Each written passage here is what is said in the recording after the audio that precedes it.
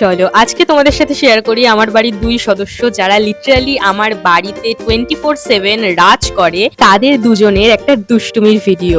এই যে এখন এদের দুজনকে তোমরা যেটা করতে দেখছো, এটাকে আমি খেলা বলবো না মারপিট বলবো আমি নিজেই বুঝে পাই না।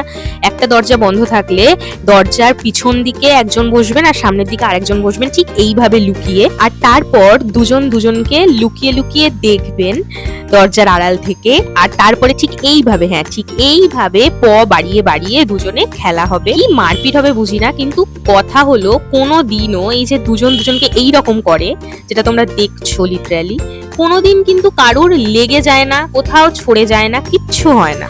আর এদিকে আমি এদের দুজনের এই ঘটনাগুলো বেশ এনজয় করি, আর যখনই আমার চোখে পড়ে যায় আমি কখনো ভুলি না ওদের দুজনের এই সমস্ত মোমেন্টগুলোকে ক্যামেরায় ধরে রাখি। তবে হ্যাঁ, এখনো পর্যন্ত কিন্তু দুজন দুজনের থেকে একটু ডিস্টেন্স মেনটেন করে। লুচি আসার পর থেকে অনেকবার চেষ্টা করেছে ওর দাদাকে পটানোর, এই ভিডিওটা হচ্ছে সেটার একটা উদাহরণ। দাদা ঘুমাচ্ছে আর লুচি গিয়ে ঘুম থেকে ডাকার চেষ্টা করছে, কিন্তু লুচি খুব ভালো করেই জানে যে দাদাকে জ্বালালেও দাদার কাছে কিরকম পিত্তি খায়, সেই জন্য মানে কেটে পড়লো।